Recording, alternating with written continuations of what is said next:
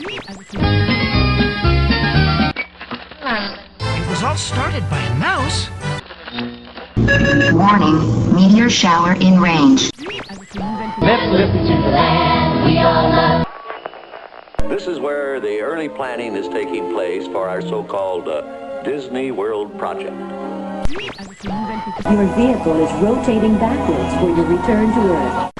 WDW Radio, your information station. Welcome to the WDW Radio Show, your Walt Disney World information station. I'm your host, Lou Mongello, and thank you for tuning in once again. This is show number 39 for the week of November 4th, 2007. This week, I'm going to have a slightly shorter show, as circumstances have prevented me from being able to cover the news and rumors this week. But that's okay, as this week I have a few segments that I think you're really going to enjoy. First, Steve Barrett, our resident Hidden Mickeys expert, joins me once again to talk about what's new and notable in the world of Hidden Mickeys and asks you to vote on some questionable ones. In my Legends of Disney interview series, I'm pleased to welcome Bill Sully Sullivan to the show, as he and I sit down to talk about his fairy tale beginnings with the Disney Company, to his rise in the organization, and various roles in Walt Disney World. He reminisces about working for and with Walt Disney, and shares some memorable stories about his amazing experiences through his 38-year career. Eric Hollister and I also have our 8th winner in the Walt Disney World Half Marathon Challenge contest, as well as our next contest and the announcement of the grand prize, all to benefit the Make-A-Wish Foundation of America through the DisneyWorldTrivia.com Dream Team project. I'll answer some more of your emails, so as always, please sit back, relax, and enjoy this week's episode of the WDW Radio Show.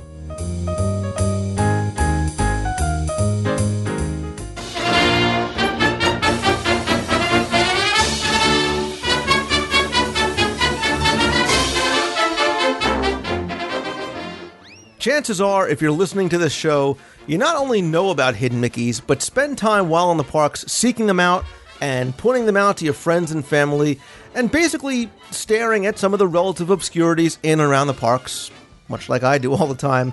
And for the most part, there's one man to thank, or blame, I guess, depending on how obsessive you've become, and that's our resident Hidden Mickeys expert, author of the Hidden Mickeys Guides, and owner of HiddenMickeysGuide.com, my good friend, Dr. Steve Barrett. Steve, welcome to the show. Thanks for having me, Lou. It's a pleasure to be here. It's always great to have you back. We started a few weeks ago doing what's going to be a recurring segment on the show. We're going to talk about some new Hidden Mickeys. We're going to ask the listeners to go to the site and vote on some of the questionable ones. So why don't you tell us what are some of the new ones you found, and what some of the good questionable ones you have out there? Well, the first thing I want to bring up, I want to ask the listeners to help me a little bit.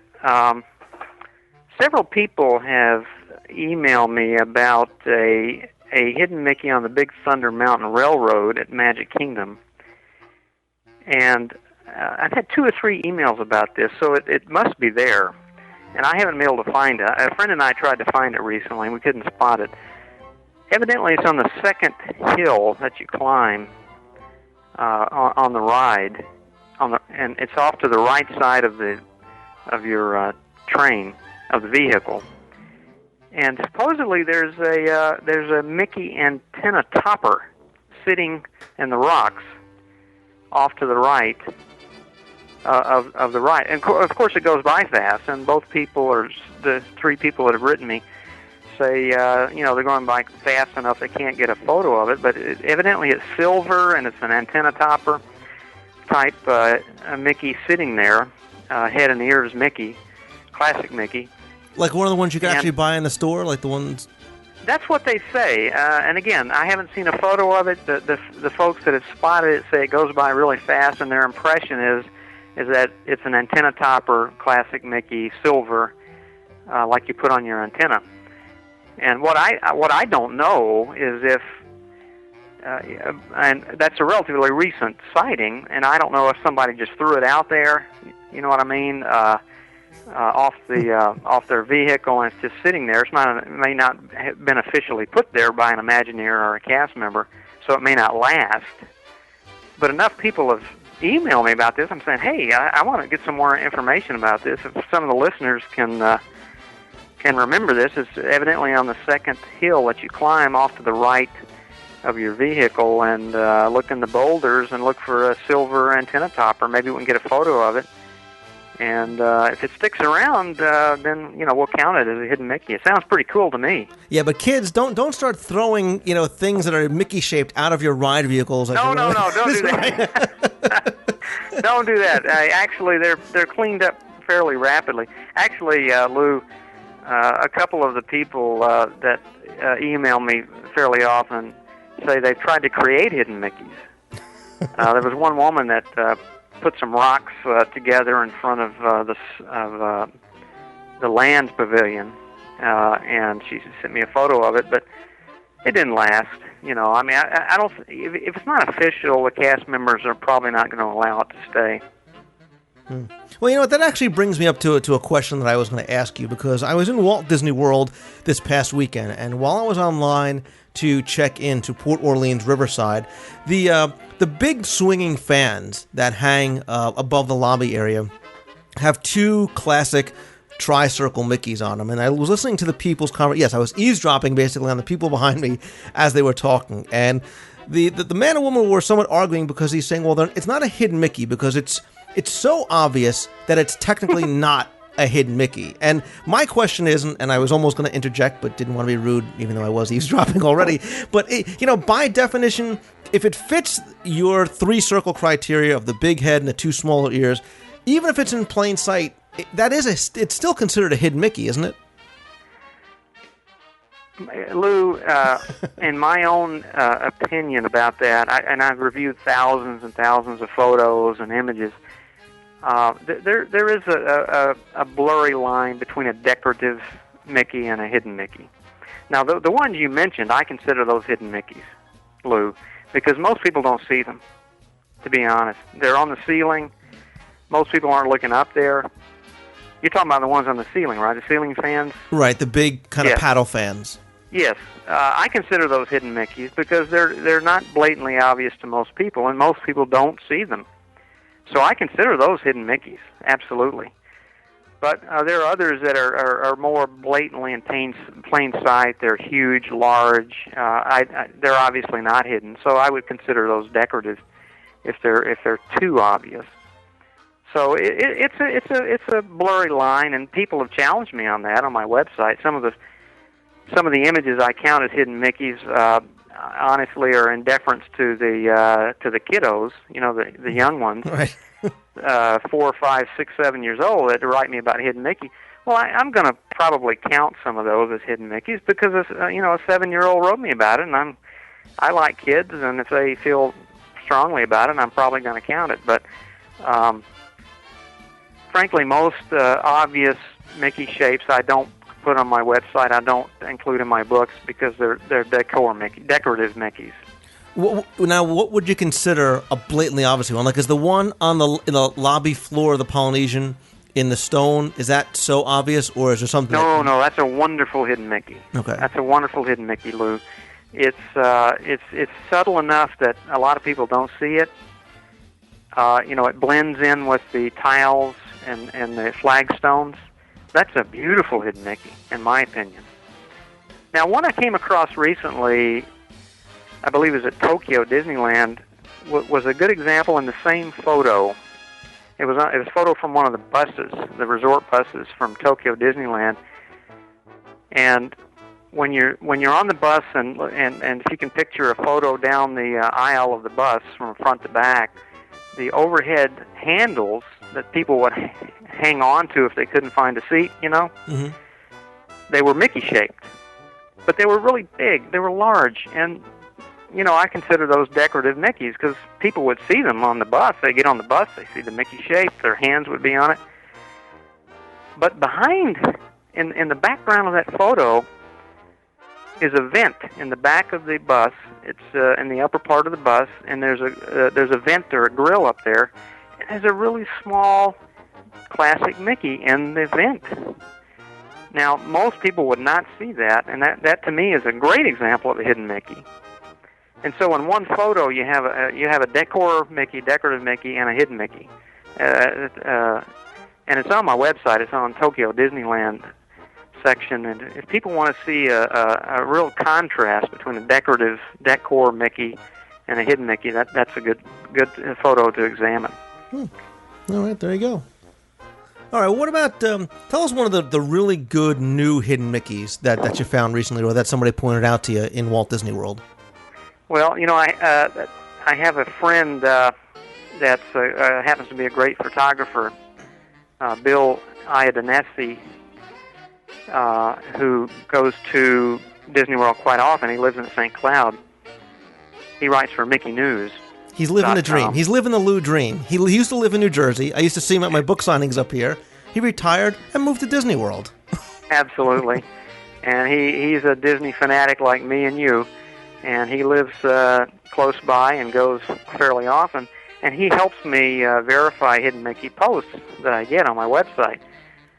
Well, there was one that people were mailing me about. It was on the moon in the Peter Pan's flight in the Magic Kingdom. When you're on your vehicle soaring over London, off to the left is the moon, and you see Peter and his entourage flying from left to right across the moon, shadows across the moon. Right. You can remember that image. Mm-hmm. Well, there's a classic Mickey shadow on that moon. And I tried for years to get a photograph of that moon, but, the moon rotates. Right. And the shadows move, and your car moves, and it's just it's hard to capture it. But Bill got a photo of it. I haven't put it on my website yet, but wow, what a beautiful hidden Mickey, classic Mickey shadow on the moon. It's unbelievable. Now, what I don't know is that if every vehicle can see that, because the moon rotates, and I don't know if it rotates and, synchronized to the vehicles, but it's a classic Mickey shadow on the on the photo he sent me is on the right side of the moon. And it's blatantly obvious if you know where to look. Yeah, it's just a beautiful hidden Mickey. And I guess, like you said, the timing has to be right, and you have to be looking for it because there's so much to see Correct. in that scene that you might not be staring at the moon long enough to try and seek out one thing Mickey. I was looking for was maybe a tiny little black classic Mickey above the characters, but this is a large shadow, black, sort of a grayish shadow classic Mickey on the moon's surface. So next time you're on the ride, absolutely look for it, because it is a wonderful example of a hidden Mickey, hard to see. We're going to have to try and check that out again, maybe during Mouse Fest one night, like we did a couple years ago when we were riding Peter Pan's flight at 12:30 in the morning together. Yes, absolutely. One thing I grapple with a lot, Lou, is nobody debates the side profile Mickey images, the full-faced Mickey images. Those are beautiful and wonderful, and nobody would debate that. But these classic Mickey images, constant debate about those. And I'm really resisting accepting a classic Mickey where all the circles are the same size. I just can't get into that. And I've read, I studied about that, and in architecture, Lou, for centuries, there's a three-circle image that's been used in design. It's called a trefoil, and it's three circles that are the same size. They all touch each other. And you know what I'm talking about, that kind of image. You can visualize it, what I'm saying. Mm-hmm. And it's called a trefoil. It's centuries old, and it's a common image used in architecture and decor. Well, a lot of the images people spot and send me really are more trefoils than classic Mickeys. So, and one that several people have written me about is on the Figment ride in Epcot in the Imagination Pavilion. When you go through the sight room, there are below the table. When you're in the sight room, there's a table in front of you. Below the table, there are some spotlights, mm-hmm. and there are three of them there. And I've looked at that. I've taken photos of it because you kind of want it to be a hidden Mickey, you know. I mean, there's three spotlights there, but they're all the same size as far as I can determine. And And here's my feeling, really, Lou, about this. If an artist can make a side profile Mickey face to be clear and not debatable, or a full frontal face of Mickey Mouse or Mickey body image, surely they can make 3 circles look like Mickey's head and ears. Right.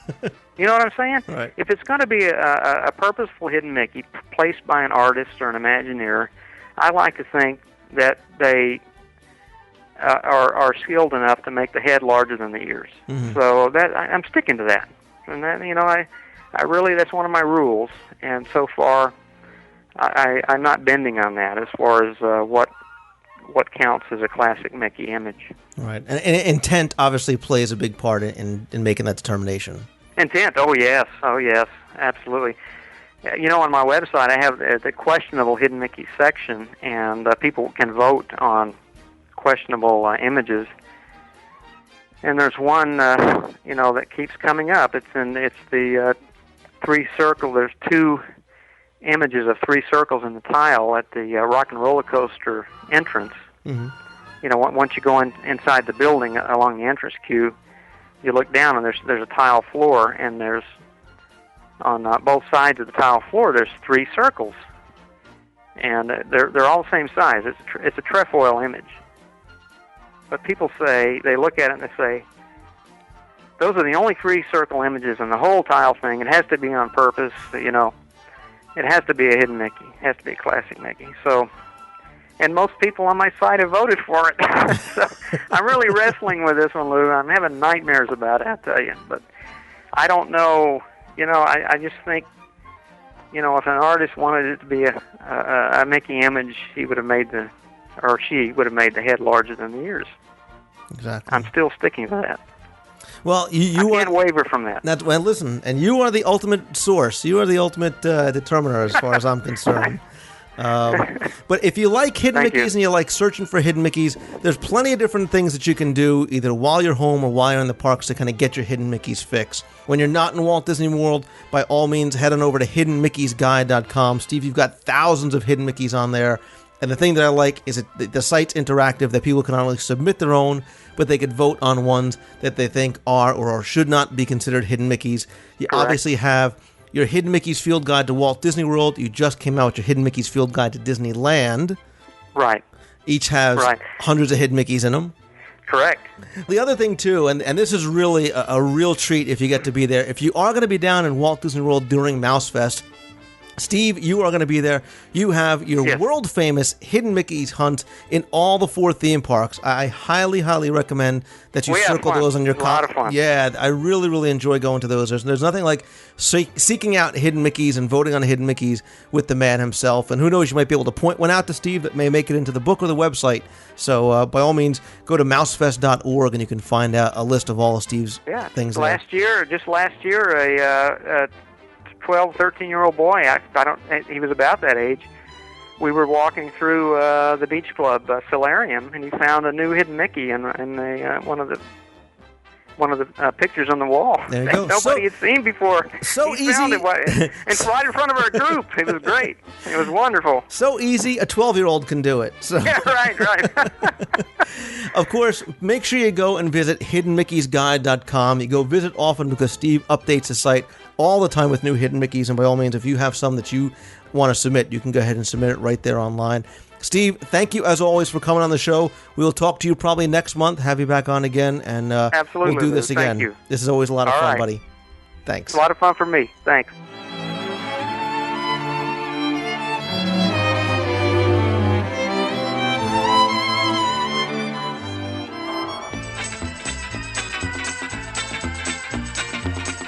Well, hello there, WDW radio show listeners. Eric Hollister from geomouse.com, and it is update time for challenge number 8 in our Walt Disney World Lou Mongello half marathon mile series. We want to thank Jonathan Dichter last week for his input in challenge number 8 for the voices behind the magic. What we're going to go ahead and do is we're going to post the answers on geomouse.com so you can go and check and see if you got them right. But what we went ahead and did, of course, was put all the right answers together. And we drew a name. This week's winner is Darren Whitgo. And Darren Whitgo has decided to name his mile marker as mile marker number 8. This here's the wildest mile in the marathon. That will be the mile marker for mile marker number 8. And Darren will win the Walt Disney World Trivia's books, volumes 1 and 2, signed by Lou Mongello. Yes, he's still training for the marathon. Yes, he's still running as far as I know. You also receive a WaltDisneyWorld.com t-shirt, a trading pin, and also a lanyard. You are also going to receive Peter Pan and the Jungle Book on DVD. You will receive a certificate of dedication marking mile marker number 8 as this here's the wildest mile in the marathon. And also, your name will be entered into the grand prize drawing. And stay tuned for later in the show when we introduce the next challenge and we also announce what that grand prize will be. So congratulations to Darren Whitgo for winning mile number 8 in the half marathon mile challenge. Stay tuned later in the show for challenge number 9. We're going to send it back to Lou. Bye.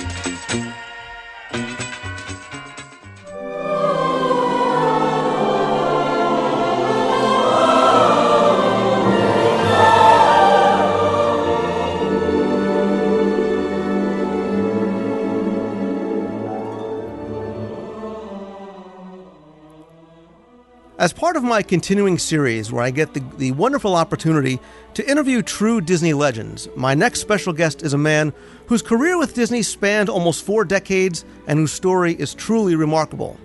Some of us either have had or know of the dream of starting out at a company and moving on and up the ladder to eventually achieving something special on a completely different level.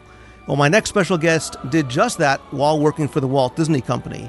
He's someone who has truly lived the dream by taking on a summer job as a ticket taker in Disneyland to eventually working for the company for 38 years in a number of different roles, including many at Walt Disney World. Those accomplishments led to him receiving Disney's highest honor, the naming of him of a Disney legend. So I'm pleased to welcome Bill Sully Sullivan to the WDW radio show. Hello, and thank you for that beautiful introduction. Well, thank you for coming on and taking a few minutes just to chat with me today. And my pleasure. Like I said during your introduction, I mean, you really have lived the dream of starting out as a young man who took on a summer job to somebody with his own window on Main Street. Tell us kind of how you started with the company. Well, and it was interesting because I was working in Anaheim, California, in the aircraft industry at, I can't remember the name of the place now, but the guy that interviewed me at Disneyland, Chuck Whalen, had just left there the weekend before, and so they hired me, and it gave the wardrobe mistress a little bit of a problem because I'm only 5'8" and I had a 34-inch waist, and I didn't fit the pattern it was turned out. But thank God for Lulu. She took care of me, and she always adjusted my pants and stuff like that. But it was interesting because I got to start at the Jungle Cruise, and yeah, the Jungle Cruise are all the beat guys. And you had to be somewhat of an extrovert and a nut to work on the Jungle Cruise because we took 3 trips an hour, or 3 trips and then take one off, and the trips lasted 7 minutes at that time, and so we'd get a quick break and then get back on the boats, and it was fun because we never knew what was going to happen, and we had the opportunity to help build the place like they gave us when we started. We didn't have much of a script, so the guys all got together and kind of wrote our own script, and then they brought in a professional, and he tried to change it all, and we stayed with our own scripts because we liked them better, but you had to be somewhat of a rogue to be there too. But we had some real characters. We had worked on the Jungle Cruise. We had a gentleman that had spent 15 years in Marrakesh in the oil fields. We had a gentleman, Don Weir, who was the first one to grow a beard, and he came in one morning and he had chameleons tied around his neck on a little wire, and we had Tex, who was just a jockey. He would take, normal trip was 7 minutes, and his trips would last 4 minutes. And it's just stuff like that, and there's a bunch of nuts working there, really. And this was very early on in actually, the opening of Disney? Because as the story goes, from what I understand, you basically on Sunday night you watch the opening ceremonies for Disneyland. Less than a week later, you go down and apply for a job. Disneyland opened on the 17th, and I went to work there on the 27th. And I spent 2.5 years in the jungle as a jungle bunny, and then had the opportunity to move around the park and work a lot of the different attractions. And then I was promoted to what we used to refer to as a yo-yo supervisor.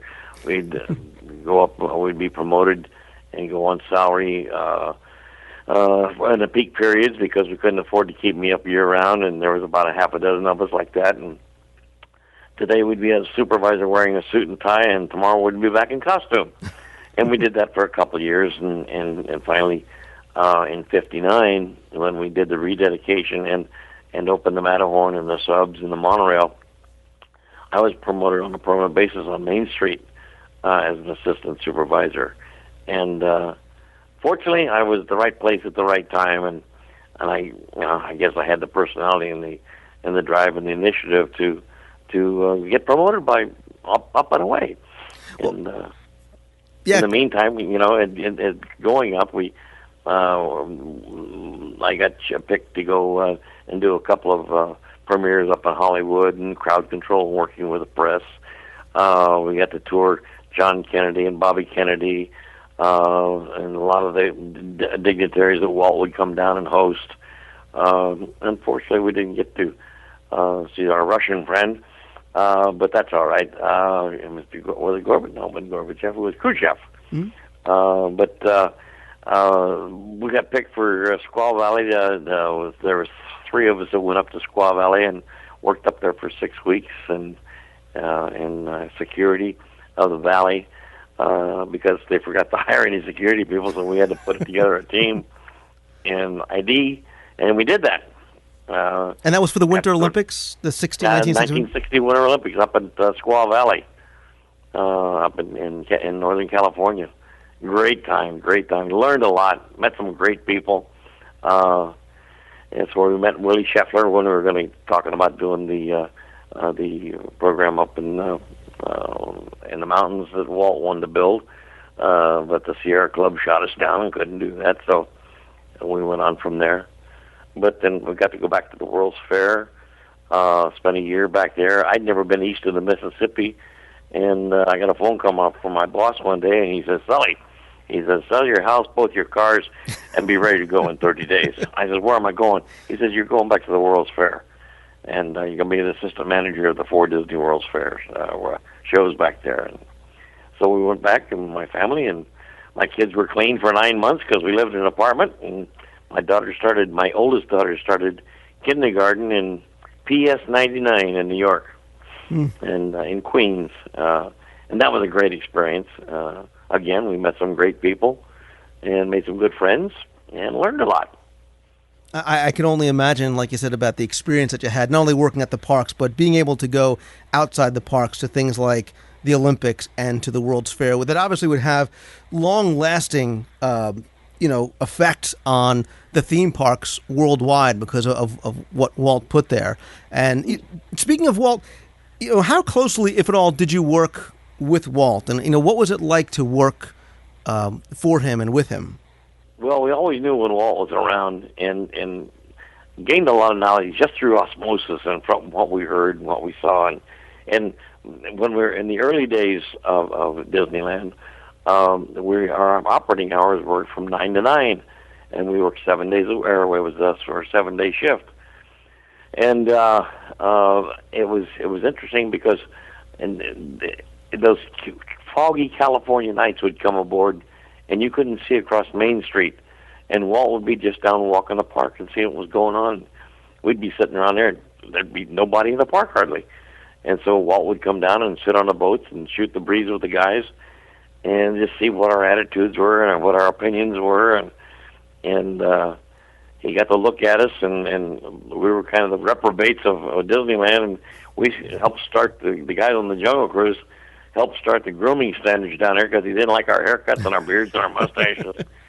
So, but he was a neat guy. He knew what he wanted, and he talked to people, and it was interesting to watch him because He didn't want people to do special things for him. He would just wanted to walk the park, and if he was dressed up in his blue suit and his Smoke Tree Ranch tie, he was just out visiting the guests. And if he had his blue pinstripe pants on, his old leather jacket, and his boondockers, and his straw hat, he was working. And he'd go over to Tom Sawyer Island, or he'd go out in the painted desert and look things over, and then go back to the designers and design something new. But it was interesting. It was you always knew when he was around, though, because the guys at security would call in, and a word would go out over the radio that there was a code W. That meant Walt was in the park, or a code R, that meant Roy was in the park. But the studio would always call us and say he's on his way down. And about 35, 40 minutes later, he'd be arriving at the Harbor Gate or at West Street Gate. And so we always knew when he was around. And it was interesting because he would pop in and talk, and it was interesting because people would see him in his blue suit, and they'd crowd around him for autographs and stuff like that. And we'd walk up and say, "Mr. Disney, this way, please." And then he'd correct us. He said, "My name's Walt. I'm Mr. Disney. There's only one Mr. at Disneyland. That's Mr. Toad." And later on was Mr. Lincoln too. But he was a good guy, and he'd appreciate it. And we'd walk him out the back, and he'd come out another gate and go see the park someplace else. He'd wander the park at night. I worked graveyard for 8 months in graveyard security, and I'm rambling a lot, but it just popped into my mind that I get this call over the radio. I'm sitting in the office and by the dispatcher, and there was a security host out in the park, and he says, "Hey, there's some guy out here who says he's Walt Disney." He was a brand new guy, and this was like after midnight, like 2:00 in the morning, and I said, "Uh-oh!" So I jumped on my bike and I ran out there where he was, and it was Walt. And Walt looked up and said, "Oh God, Sully! God, thank God it's you." He said, "This guy's about to arrest me." So we walked him up to his apartment up above Main Street, up above the fire station, and said good night. But he's a great guy. He was a very warm individual person like that. And everybody that I ever have spoken to about that knew Walt described him exactly the same way, that he wasn't, what you might perceive as being, your boss or an executive. He was very warm, and he was very, he didn't look down on anybody. He cared about what everybody thought and their opinions, and treated everybody with respect. And when he it's interesting you say that, because when he'd come and see us, and when it was slower, there's nothing going on, he'd say, "Well, what do you think about this?" But he did that at the studio also. There was one guy that he worked with, we heard, that he was a janitor in the animation building. And Walt would go up to him, he'd go up to him and say, "Well, what do you think about this, Rufus? What do you think about these?" And he said, "Well, I was looking at some films, and some of the boys are doing some pretty good work." And maybe it was funny, but he would talk to everybody and get opinions. It's wonderful. I mean, obviously, clearly the one thing everybody says too is, like you said, he knew what he was doing, and being able to draw from people that had the first-hand experience in the parks or at the studios. Not only that, but he would walk the park, and he would stand and he would smoke a cigarette and lean on a trash can, and people would walk up to him and say, "Hi, Mr. Disney," and he'd sign their autographs. He'd say, "Well, did you have a good time today?" Or he'd strike up a conversation with them. "Well, what can we do to make it better? How can I make you happy?" And he talked to the guests and said, "How can we make it better for you? Not for him, but for you." And that was important. Like he always said, take care of the guests, they'll take care of you. As you tell that story, a smile was coming on my face, I'm sure on listeners as well, because you can't fathom, seeing Walt Disney in the park and not only walking up to him and getting his autograph, but him saying, "Well, what do you think? Are you having a good time? Or what do you think about this?" And that Walt obviously cared and took your opinion, and it had an impact on what he did in the future. Absolutely, absolutely. But after the World's Fair in 64 and 65, at some point you were once again relocated, and this time to Florida. When and why did the company move you down there? Well, when the word got out at the World's Fair that something was happening on the East Coast, nobody knew what it was, and that's when Walt Disney World was called Project X, and Bob Foster was down there buying properties, and And so it was announced that we were going to do something in Florida, and I told the boss, I said, I'd like to be one of the first guys down there. He said, no, he said, you got too much to learn. So I went back to Disneyland, and that was in 64, or 65 rather, and I got moved around a lot, and I got a lot of training, and I got a lot of exposure, and it came one day that I was moved over from as manager of Fantasyland to project development, and that's where we started providing input into WDI, or at that time it was called WED, stood for Walter Elias Disney, for input, for operating input into WED for Walt Disney World, and for the Magic Kingdom particularly. And I got to work on the design and the layout of Fantasyland because that was my area. And unfortunately, we had it, Rolly Crump and I, we had it laid out beautifully, and we were starting to run out of money, so we had to shrink things down some. So that's how we got that little narrow passageway over there. It was shrunk too much. But then I was sent down here to do different jobs. Or for Joe, my title was I was senior staff assistant to the vice president, and that meant I was a high priced gopher. So I did a little bit of everything. I came down and set up the post office down here for Walt Disney World, and for Joe Feller in the construction. I came down and I went to work for the hotel company for a while. And we took over the Hilton Inn South on International Drive to get some exposure to the guests that were here, and purchasing and marketing of the different stuff. I came down and helped open up the preview center with Holscher, and just very sundry things. And I did the first the Legislators Weekend. I did that for Jack Lindquist, and so I just did a lot of different stuff, and that was fun because I got to get exposed to a lot of different people, a lot of different things, got to do a lot of different stuff. Right, and you clearly had a hand in so many of the different elements that ended up becoming Walt Disney World. And like I said, you mentioned Fantasyland. I didn't even realize that you had such a hand in the design and the layout of Fantasyland. I designed the main gate, the main entrance of the park, not only the park, but for the ticket sales, then for the park, and then like the width of Main Street. The Main Street is 12 feet wider than the one at Disneyland because we wanted to be able to do bigger and better parades and wanted to have more sidewalk. So we added a few feet here and a few feet there and made it easier for our guests to get up and down the street and still do our parades. So, yeah, I got to do a lot of different stuff. I was on that 3-4 years, something like that. And then when I was assigned to the hotel company, I moved down here. And then about 6 months later, I was assigned to security and fire prevention. And we hired all the first 75 security hosts that we had and set up security. And set up a liaison with the fire department and the local sheriff's department, and just different stuff like that. So I had fun. I learned a lot. I mean, I got to just go off on a tangent for a little bit, because going back to when you first started with the company, you were 19 or so, correct? I was 19 years old. Now, you've done all these different things. You have all these different roles in the company, from ticket taker to everything else that you've described. Was your background in anything that may have given you a leg up, or did you get basically all of your experience and training while you worked for the company? I worked on, when I was in high school, my major was architecture.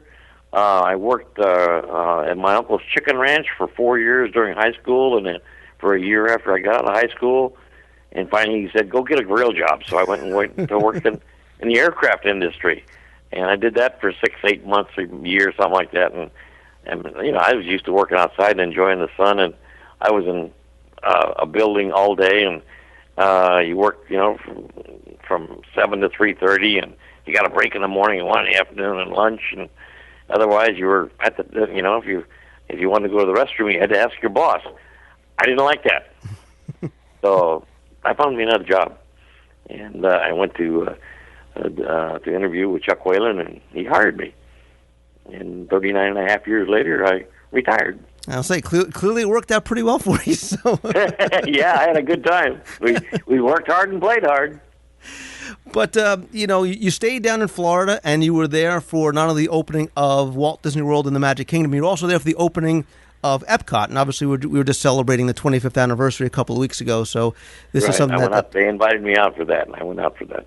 Right now, I'm sorry, go ahead. I worked on Epcot Center for 4 years prior to its opening. And again, I was back providing operational input into the attractions and all that. And then we started developing an inventory system for the show installation, and I was in charge of Pico also, and I had another couple guys working for me that we promoted later on. I was at opening of Epcot Center. I was in charge of all the operations, and that was fun. And anything that happened, or any of the other divisions that wanted to do something for Epcot, went through me, and we went to WDI or WED at the time, and we gave them this input, and it was, and the boss says, it's your baby, and you're going to run it, so you make it right. And don't get me come bitching about how it goes. And so that's why I got involved in doing that, and got to know a lot of other good people in other divisions. And we assigned each division, which there was 9 of, they assigned somebody to give me the input, and then we'd go together and we'd go to WDI and we'd give them that kind of input. And the design, I didn't approve any of the designs, or if I didn't like it or it didn't work with the operating areas, we'd make some changes. And so I did that for 4 years, and I ran it for 2 years, and I went back to the Magic Kingdom and spent 10 years in the Magic Kingdom, primarily running the Magic Kingdom and doing a lot of training. And that was one of my main thrusts at the end. There was training our new people. And that was back in 1987, right? You became vice president of Magic Kingdom. Yes. One question, I want to go back to the opening of Epcot real quick, because okay. I had heard that, and this is something that I've never seen before, I've never heard it, but that an interview was conducted during the opening ceremonies with Walt's widow, Lillian, who, yes, that's correct. I understand, normally did not give interviews, but you were the person that made that happen, is that right? That's correct. That was, like I think, that the boss wasn't around, and that, that Mrs. Disney had a great influence on what took place in the company in the early days, and then how she'd keep Walt straight, and just like all wives do their husbands. And so I talked to Bob Allen Jr. I says, well, let's do a film with Mrs. Disney. And he said, she's never been interviewed. We don't have any interviews with her. I said, well, all she could say is no. So and Diane was there, Lillian was there, and their oldest granddaughter was there. And so I asked Diane, I said, what would your mom think about doing an interview with us? And she says, well, what's it for? And I says, well, for posterity, and we'd show it to our people, and so they could get to know your mom. And she says, let's go ask.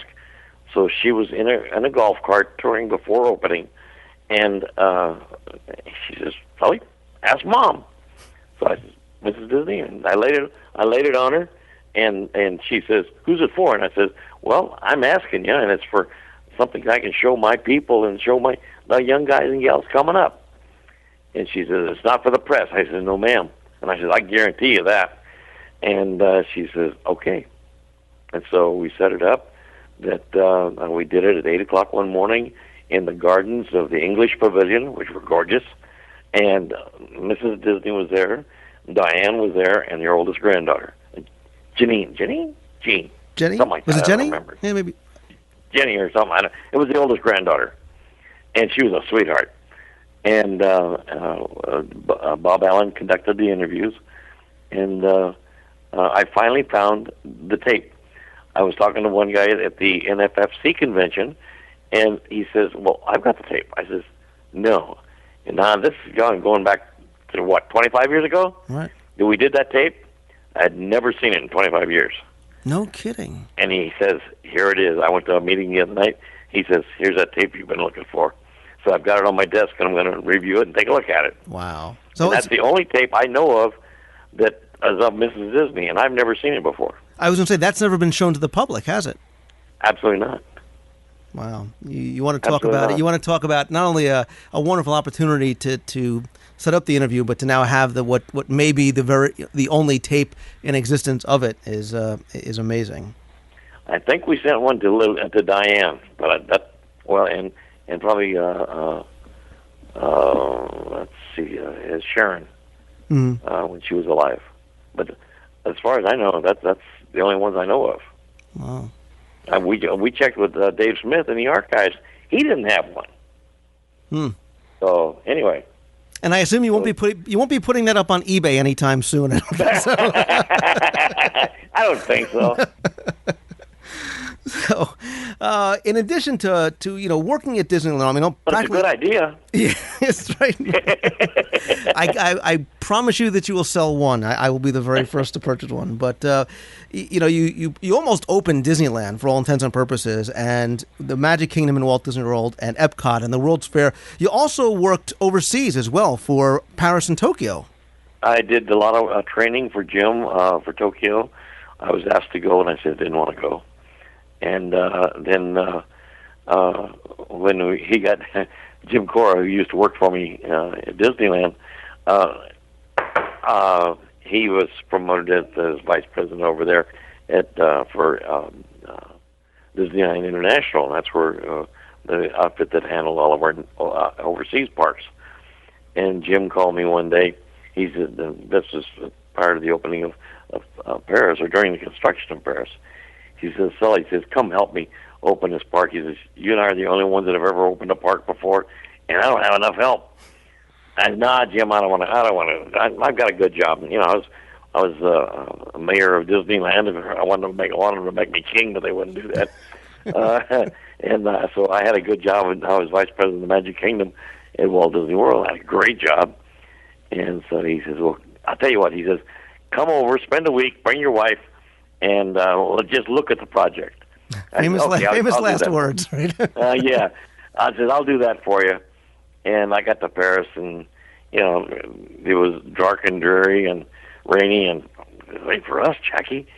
And so he said, no, but she was excited because my wife would do any traveling that I asked her to do. And because she never unpacked her bags. But he was rotten because we walked down the gate from between Hills Brothers and the balloon shop, and turned the corner in front of the Kodak shop, looking down Main Street, and saw the castle down there at the other end. And it was absolutely gorgeous.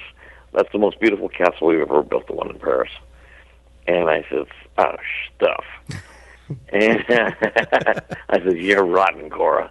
I said, I'll be here. And so I called my boss, and we sat down, and he said, well, go ahead and finish, or you can come on back. So I said, he needs help. I'm more than happy to go with him. And we figured out who would take my spot and ran the park while I was gone. And I said, it's only a phone call away. And he says, how long are you going to be gone? I said, 6, 7 months, maybe 8. And he says, well, we need it. And Bob, being a great company guy, he knew that we needed the help. And he said, okay. And so he told Nunes, who was my big boss, what we wanted to do, and he says, okay. So as of January 1st, I jumped on the airplane and flew to Paris and spent 7 months in Paris, opening that up. Now, that was an interesting experience. It was cold, rainy, snowy, cold. I've never been so cold in my life. Come to find out, the Marne de Vallée, where the park is called the refrigerator of Paris. And but it's a gorgeous park, and it was beautifully done. The designers did a magnificent job. Went way overboard on it, but hey, that's what Michael and Frank wanted, and they got it, and it's just absolutely gorgeous. And I haven't been over there in 15 years, so I hope it's as good, if not better than it was. I've the heard landscaping. Luke Bear, who came over and studied under Katie Warner, who was my horticulturist at Walt Disney World. Luke Bear is French-Canadian, and he was hired to be their landscaper over there. And so Luke came over and studied with us and worked with us for about 6 months, and then went over to Paris and did a magnificent job in landscaping that park and maintaining it, too. And like I said, I've heard as well about the castle just being absolutely magnificent and the park really coming into its own and being a very beautiful place to kind of walk through. But when you start talking about other parks that are beautiful and accomplishments that Disney's done with their parks, Tokyo comes to mind because everybody I know that's gone over to Tokyo has come back just awestruck at how beautiful Tokyo is and It's Tokyo Disney Sea. It's beautiful because it's got its own little personality. And it's got all these neat little Japanese guys and gals running around taking care of the place. And Main Street is covered over like an arcade, and which gives it a different feel. And the food is phenomenal over there. And the merchandise, they've done an interesting thing with their merchandise. And so they do their each one of the parks has its own personality. And they were designed that way. And people say, well, which park do you like the best? Of course I love the Magic Kingdom, and of course I love the Jungle Cruise at Disneyland. I'm closer to Disneyland and the Magic Kingdom and Walt Disney World and Paris. So, and let's face it, Walt touched the one that didn't touch Disneyland, and nobody else. And that made it what it was, or what it is. Very true. Yeah, but I can only imagine that in the 38-year-plus career that you had at the company, the amount of amazing stories that you can and probably can't tell. But if you had to pick one, of the most memorable stories or moments or funniest things that's happened to you in your career, what do you think that would be? Well, it's very simple as far as I'm concerned. It's that there was a young lady working across the Jungle Cruise that was a cute little blonde, and she was wearing a Hawaiian skirt, and the 11th of October we celebrated our 49th anniversary, and married my wife out of Disneyland, and that was the greatest thing that ever happened to me.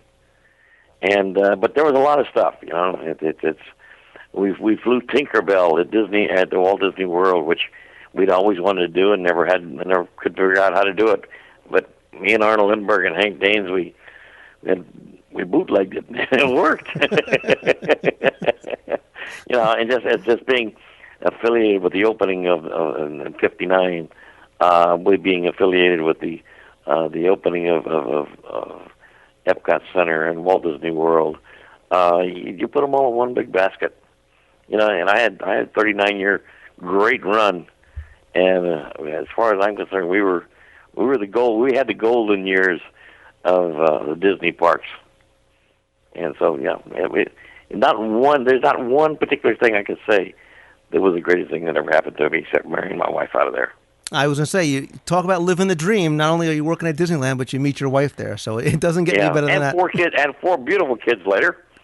There you go. And it gets even better because you retire in 1993. In 2005, you're inducted as a Disney legend, arguably the highest honor the company can give to any of its cast members.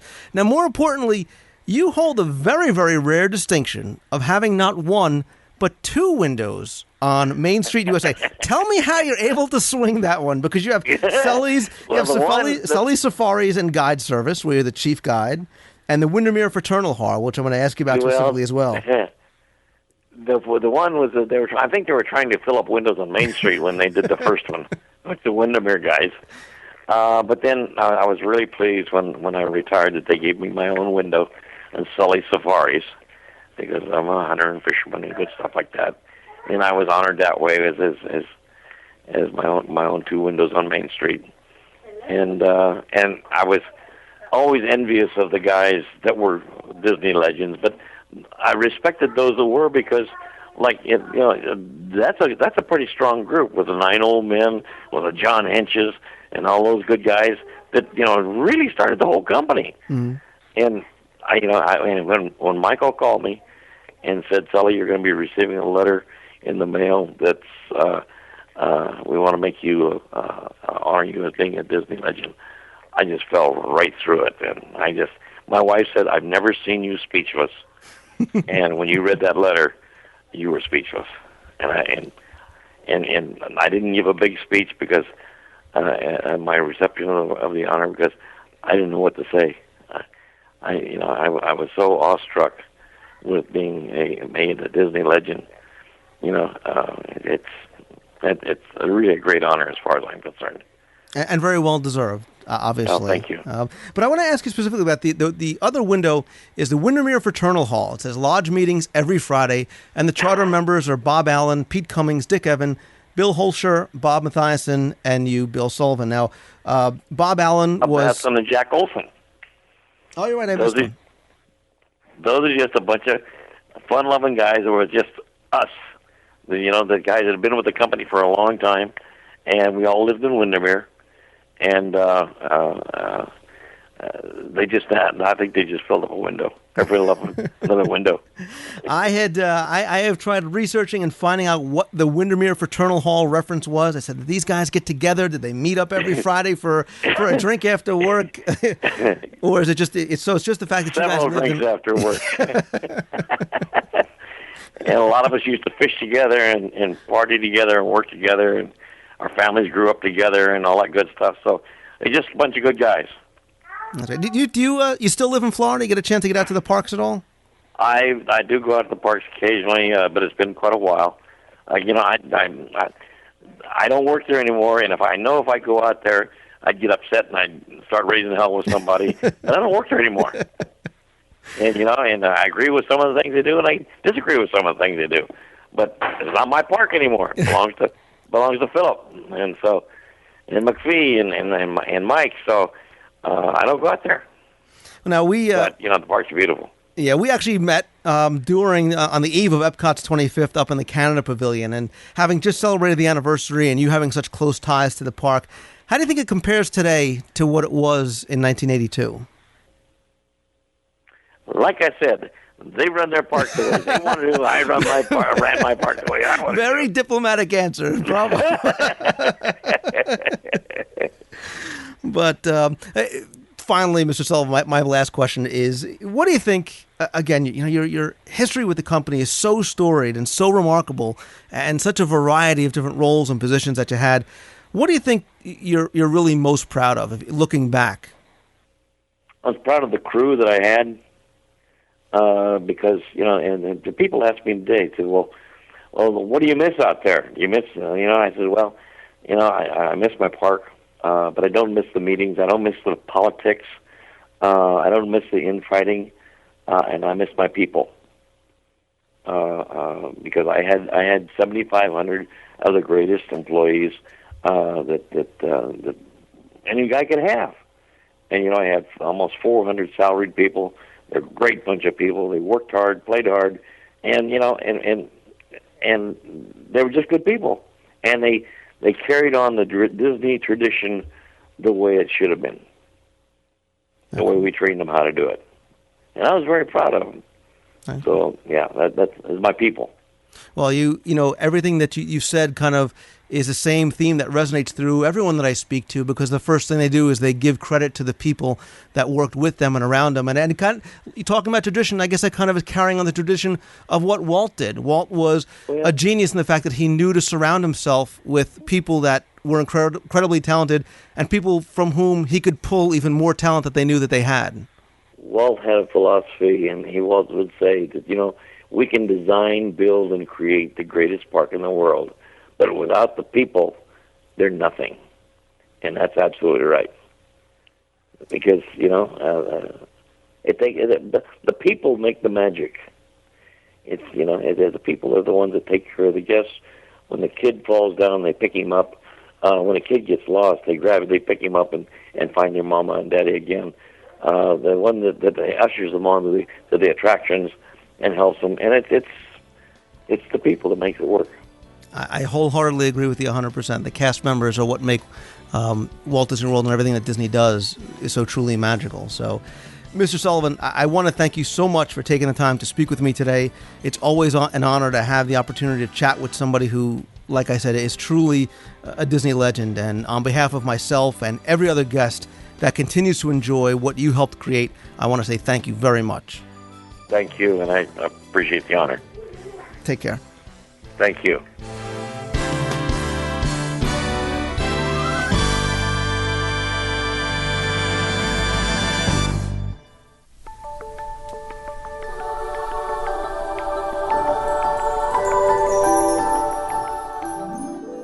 I make it a point not to bring much of my personal life into the show, but this week, my wife's mother lost a long and difficult battle with cancer.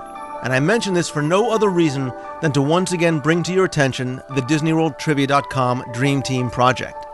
I founded this project a few years ago when my father was diagnosed with prostate cancer. Having visited Memorial Sloan Kettering Hospital with him every day for more than 10 weeks and seeing children who are suffering with this dreaded disease, I wanted to do something to help them now. So rather than pledge money for research, I wanted to be able to help give them a bit of happiness and the magic that we all enjoy right away. So since that time, I've taken a portion of the proceeds of my book sales and given it to this cause. And today, after having been able to make 3 children's dreams come true, we're now raising money to benefit the Make-A-Wish Foundation of America. To date, with your help and support, and monies raised during Fred Block's Magic Meet event and auction last year, we've raised almost $13,000. And in light of what's recently happened to my family, and because this is why I do what I do, I ask you to visit our show notes page, which will link you over to the DisneyWorldTrivia.com Dream Team project page. Every dollar we raise translates into really making a difference and helping a child's dream come true. I thank you in advance for any help that you can give, and to everybody that's pledged your support, both financially and otherwise, a sincere and heartfelt thank you.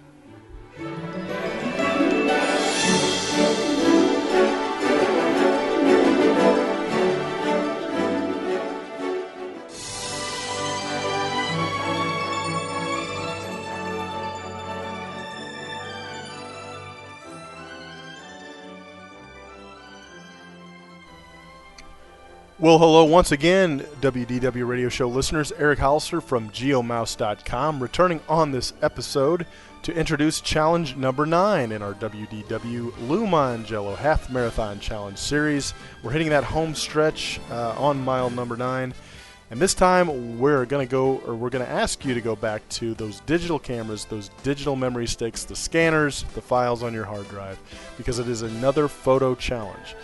And this time what we were going to ask is that you send us a photo of you or your group in front of one of the Disney mountains. And those Disney mountains are the Space Mountain, Big Thunder Mountain Railroad, Mount Melee, Expedition Everest. There's also Splash Mountain thrown in there, and I'm sure that there's a couple that I'm forgetting, but if you're in front of one of those mountains, send us your photo at marathon@wdwradio.com. You'll have until midnight on November 14th to get your submissions in. So make sure that you not only submit the photo, but also the name of mile marker number 9 that you would like to have if you are chosen as the winner. So this time, the prize package will include both Walt Disney World Trivia Books Volumes 1 and 2 by Lou. Yes, I'm still running the race. I really promise you that I am, Mongello. A DisneyWorldTrivia.com t-shirt, both Disney World trading pin and lanyard by DisneyWorldTrivia.com. Of course, that's Lou Mongello again. We're also going to throw in this week, speaking of the Disney Mountains, is the book Disney Mountains, Imagineering at its Peak by Jason Sorrell. We're also going to throw in honor of the release of Ratatouille, we're going to throw in Ratatouille, the DVD, as well as the hardcover book of The Art of Ratatouille. So those will also be included in the prize pack. Your name will also be thrown into that grand prize drawing, which will take place at the end of the challenge, and stay tuned for that. And also, you will have a certificate of dedication for mile marker number 9. And of course, GeoMouse.com will donate $100 to the Disney World Dream Team project, which goes towards the Make-A-Wish Foundation. So again, you have until November 14th to get your submissions in. And now for all of you that have been waiting all this time to find out what is going to be the grand prize in the WDW Half Marathon Challenge Series, once this is over, All 13 winners from our challenge series will be put into one final drawing, and the winner of the grand prize will receive a Sorcerer Mickey Big Fig, Pirates of the Caribbean trilogy on Blu-ray disc, the entire collection of all Pixar movies on DVD, including the newest release, Ratatouille, and finally, a gigantic Mickey Mouse plush figure like the ones you see at the downtown Disney store, the gigantic ones. Yes, again, that is a Sorcerer Mickey Big Fig, the Pirates of the Caribbean trilogy on Blu-ray disc. So if you don't have a Blu-ray disc and you happen to win, perfect excuse to go buy one to get a Blu-ray disc player. The entire Pixar collection on DVD, like I said, including Ratatouille, and finally a gigantic Mickey Mouse plush figure. So those are the grand prizes. So again, everybody, good luck.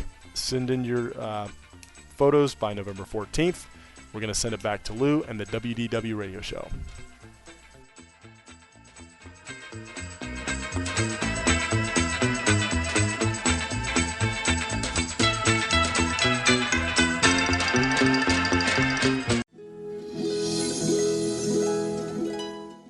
I want to thank everybody for all their listener feedback and emails and voicemails. If you haven't had your email responded to me by email or had it heard on the show, I appreciate your patience. I promise that I will definitely get to it. Let's go ahead and get right into the email this week. The first one comes from Goofy, who says, not the real Goofy, but a guy who calls himself Goofy, who says, "Hey, love your show, long-time listener, long-time corresponder, yada, yada, yada." Insert more of the highest compliments here.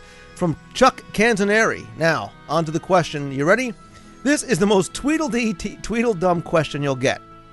I have a friend in her, let's say, quote-unquote, late 30s, who has been in need of therapy and frightened in her earlier years because of the characters, and has remained timid in approaching characters to this day.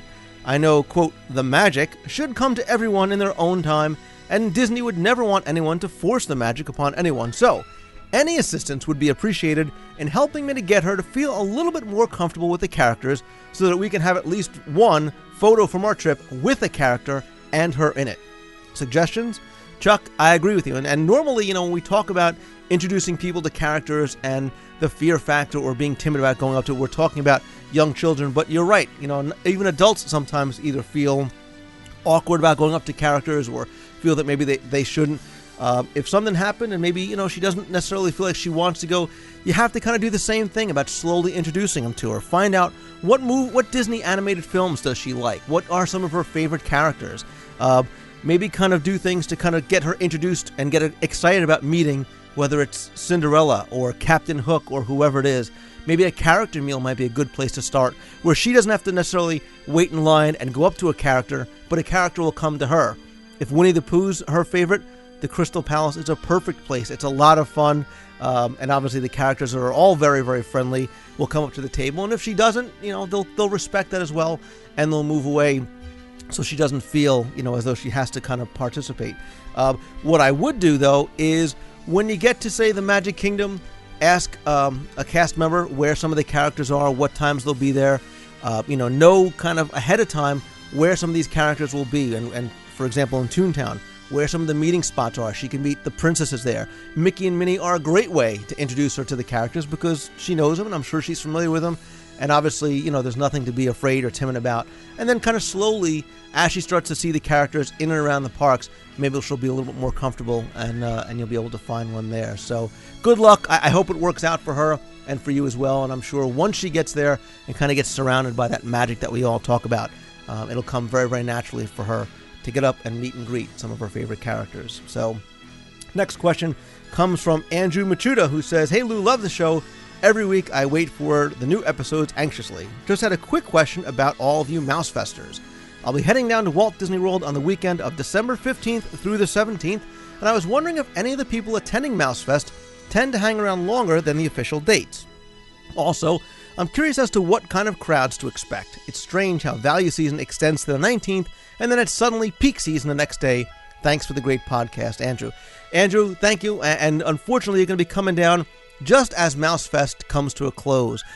What a lot of people do, though, is in addition to coming down just for the Mousefest events, they'll either come down a little bit earlier or stay a little bit later to enjoy the holiday season kind of outside of all the craziness that is running around during MouseFest from event to event. So chances are you will find some people that definitely are going to be hanging around. What you should do is maybe if you're a member of any of the forums or you want to come by, join the forums over at DisneyWorldTrivia.com. We actually have a thread about people who are coming to MouseFest. They go down, they post the dates that they're going to be there, where they're staying. Go ahead, join the thread, post when you're going to be going, when you're going to be staying, until and where you're staying. And chances are you'll find other people who are also going to be there, maybe people you can meet up with kind of post MouseFest events. As far as crowds are concerned, the crowds are very, very light during that time of year, which is one of the reasons why that we do it when we do. The only other things going on there is some Pop Warner and some cheerleader stuff that really don't affect the crowds in the parks. They do sometimes affect it at some of the resorts. I think the cheerleaders are staying at Port Orleans French Quarter, and I know sometimes the All-Star resorts get a little crowded. Other than that, it's a great time. The weather is perfect, and the crowds are very, very light. As far as the change in the seasons going from value to peak, well, obviously, a lot of people come down for the Christmas holidays and for New Year's. Christmas is arguably the busiest day of the year, so people start coming a few days earlier. That's why there's the change from going from value to peak. Now, what you can do, though, is this is the last year you'll be able to do it. If you book a vacation, for example, and the first day of your vacation is in value season, but you extend to peak season, you're still going to pay the value season price for all the days of your trip. Now, next year, 2008, that's going to change. Each day of the week is going to have a different rate associated with it. So if you come on value season and you end on peak season, that rate is going to alter based on the exact dates of your trip. So that kind of loophole, I guess, will end this year. But hopefully you'll have a chance to meet up with some of the people who are going to be down for MouseFest. Unfortunately, I won't be there. Would have been nice to meet up with you, but I'm sure you're going to have a good time no matter what. Next question comes from Terry from Aurora, Illinois, or known as Terry T. Frog, who says, "Hey Lou, I feel like I know you as an old friend even though we've never met." Well, that's great, Terry. That's exactly what I want people to feel. Anyway, I love the show, but I think it's too long. Well, see, now that's not how to get your question answered. But anyway, I only have so much time to listen to my podcast every week. Had to drop a number of them, but as we say in English class, you ain't one of them. Well, thank you. So anyway, here's the deal. I'm going solo to the world, arriving December 9th and leaving very late on the 13th. So, okay, going solo on the dining program, no car, using Magical Express to and from the airport, staying at All-Star Music Preferred Room, close to the food and bus. I'm also set up for a Mickey's Very Merry Christmas Party. I've got my Park Hopper Pass for 5 days, which means I can get the magic every day while in Florida, Sunday p.m. till Thursday p.m. Now, I know solo means I can hope to get into the single rider line. Solo means I can eat anytime. I have not made any reservations for meals because I'm hoping a solo person might be at an advantage, especially since it's during a value time of year. So, any recommendations or suggestions? I've sent this to two of my other favorite podcasters. Terry, you are not helping your cause here. You've sent it to two of my other favorite podcasters hoping for help.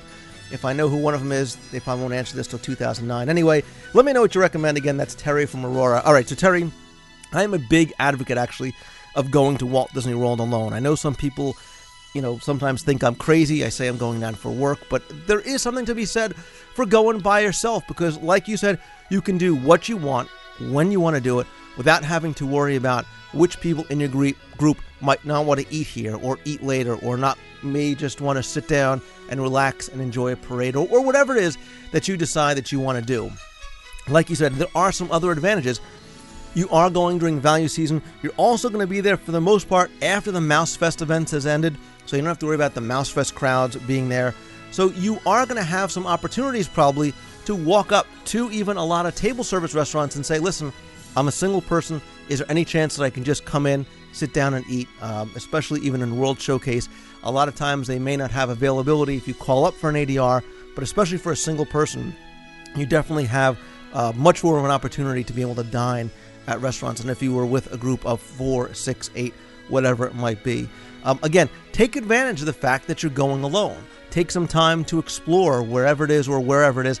Take your time just to go through the parks and enjoy everything above and beyond just riding the attractions. And like you said, a lot of the attractions do have single rider lines. You'll be able to bypass a lot of the longer lines on things like Expedition Everest and etc. So I think you're going to find that you enjoy going alone, and you will definitely, if you want to be with people and if you want to meet up with people, That's the beauty and the magic of Walt Disney World is if you want to find people to eat with, if you want people to ride with, it's very, very easy to make new friends and find people to do that with. So I think, and I know that you're going to have a great time. And if you are around during any of the Mouse Fest events, by all means, please come on over and say hi if you can find some time between me and your other two favorite podcasters. No, I'm just kidding. Thank you very much for that email. Let's go to the next one that comes from Gina, who says, "Hey Lou, first I have to tell you how much I enjoyed the show a few weeks ago with the real Dreamfinder. I listened to that part of the show twice. I appreciated him mentioning that the video of he and Figment from the Today Show was on YouTube because I was able to show it to my kids. My daughter's 9, my son is 7, and they just loved seeing the character I had told them so much about. In fact, that show had such an impact on my daughter, she now has me download your show onto her MP3 player when I do mine. Anyway, my husband recently gave me the unofficial guide thing to Walt Disney World for my birthday. In the Epcot chapter, in one of the little snippets from Jim Hill, it says, Dreamfinder takes a star turn.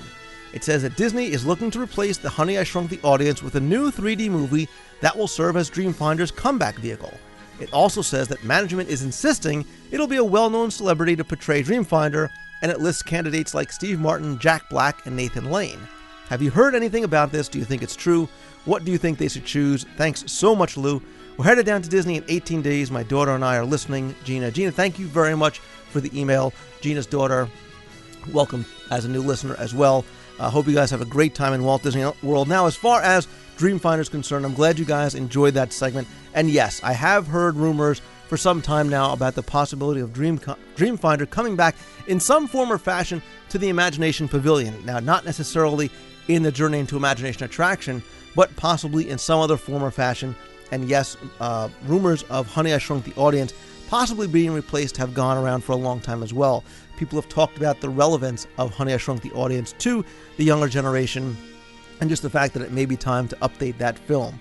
It's also been rumored that John Lasseter has been a big proponent of trying to bring the Dreamfinder back. So that very well may be a possibility. I don't know if the two rumors are just kind of colliding or if it just might be a match made in heaven, bringing the Dreamfinder back, maybe a new 3D movie replacing that. It sounds like something that people, I believe, would really enjoy. I personally would love to see him come back, hopefully true to the original character, whether it be in the original attraction, whether a redo of the attraction or in something else at the pavilion, and to see maybe that walk-around meet and greet character come back with that same kind of passion and magic and love of what he does that Ron Schneider brought into the Dreamfinder character would be wonderful. So time will tell, and this is something we'll have to definitely wait on and see. Obviously, as I hear more about these kind of rumors, I will definitely let you know. But you actually bring up an interesting couple of questions. Number one, I'd like to know from you, the listener, would you like to see the Dreamfinder come back in some form or fashion? Would you like to see him come back in the original attraction or maybe somewhere else in the pavilion? And if so, who would you like to see portray the Dreamfinder? Would you like to see a known celebrity, maybe like one of the ones that was named in the rumor, or somebody else maybe that you suggest, or maybe just somebody that is not a well-known celebrity, somebody who can kind of give the Dreamfinder their own sort of spin and their own sort of character. This is definitely something I'd like to hear you weigh in on. Why don't I go ahead, I'll post a thread over at the WDW Radio forums over at DisneyWorldTrivia.com. Let us know who you think should be the new Dreamfinder, if anybody. Should we try and get Ron Schneider back out of retirement and have he be the character once again? Would you like to see a celebrity? Would you like to see sort of a no-name person come back and breathe new life into this obviously very much loved character? Marilyn wrote to me and said, Lou, I was wondering if you could help me out with some information. My boss has a terminally ill son. He's in his mid-20s. He's been sick since birth and is wheelchair-bound. She's wanted to take him to Disney World since he was a very small child. As time passes, he's becoming more and more ill. I know the Make-A-Wish Foundation is for children, but do you know of any organizations that help grant wishes for someone that is older than 18? Thanks so much, Marilyn. Marilyn, thank you very much for the email. Offhand, I really wasn't sure, but I did kind of look around to see what else I could find that did work specifically in the granting of wishes for adults and being similar to Make-A-Wish. What I did find, although I know very little bit about them honestly, is an organization called the Fairy Godmother Foundation. They are at fairygodmother.org. They do grant wishes to adults who are facing terminal illnesses. They've been around since 1998 and have granted hundreds of wishes in 49 states. They do about 30 wishes each month.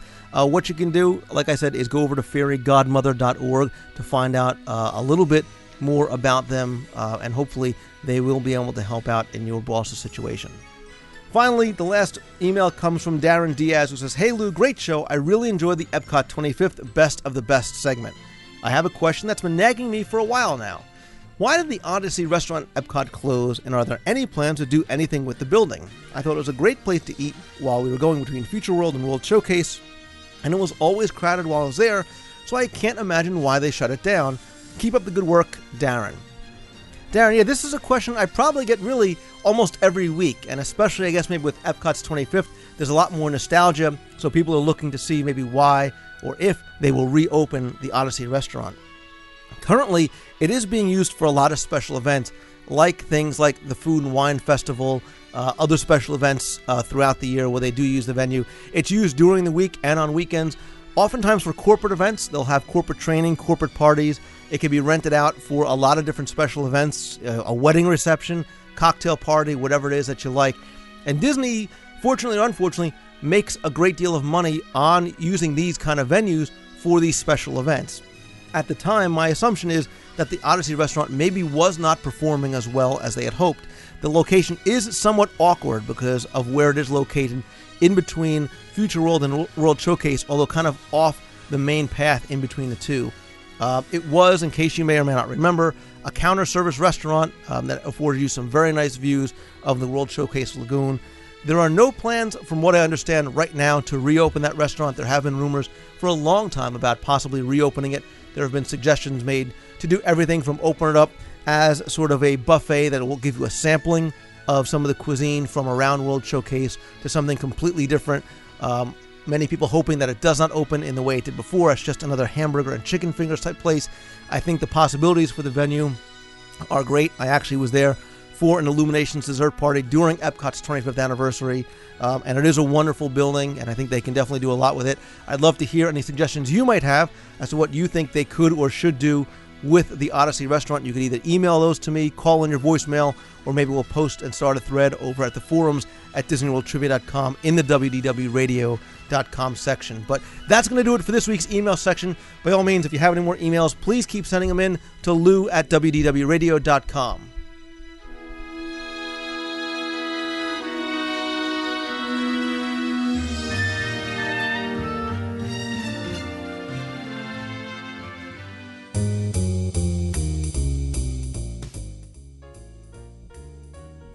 That's all we have time for this week. Thank you again for tuning in. I hope you enjoyed this week's episode of the show. My thanks again to Steve Barrett from HiddenMickeysGuide.com and Bill Sully Sullivan, Disney legend, for joining me this week. As always, I want to thank you for listening. And remember that on our show notes page at WDWRadio.com, there's also more information and links about the topics we covered, as well as links to previous episodes of the show. While you're there, check out the link to OrlandoFunTickets.com and learn how you can save money on all of your Walt Disney World theme park, water park, and other tickets from an authorized and official Disney seller. Their service, reliability, and convenience have made them the #1 Disney ticket company in the area, and they operate the largest vacation center in Orlando just outside the Walt Disney World gates. With the best prices and highest level of service, I recommend checking out OrlandoFunTickets.com and see how you can save on your next Walt Disney World ticket purchase. If you're a Disney Visa card holder and are planning to go to Walt Disney World between January 1st and March 15th, 2008, visit our show notes page for a link to themagicforless.com, because if you purchase a Magic Your Way package for 3 nights or more, you will receive a free ticket upgrade. Upgrades include the Park Hopper option and the Water Park Fun and More option. So now you're going to be able to come and go from the theme park to theme park and enjoy all the water parks, Disney Quests, and Pleasure Island for free. The number of rooms available with this special are limited and must be booked by December 15th, 2007, and you must use your Disney Visa card at the time of booking. And don't forget that with the Magic for Less, you also get their signature personalized services completely free, plus they have exclusive specials going on, which may entitle you to lots of great freebies like backpacks, books, and plenty more Disney surprises. They are my recommended travel planner and who I use, so definitely go and see how they can help you plan your next vacation, save you money, all with true Disney magic. On upcoming shows, I'll once again get back to the regular Walt Disney World news and rumor mill, and of course have more vacation planning tips and advice, hidden treasures, Disney scene investigations, trivia, history, and so much more. As always, please keep emailing the show at lou@wdwradio.com and calling in your voicemails to 206-202-4WDW. You could also join us all week long in our fun and friendly forums at DisneyWorldTrivia.com for discussions about the show and all things Disney. And if you like the show, please help spread the word by reviewing us on iTunes and letting other people know on other Disney online communities about it. Thank you again to my guests, and thanks to you, as always, for tuning in again. Hope you have a great week. See ya.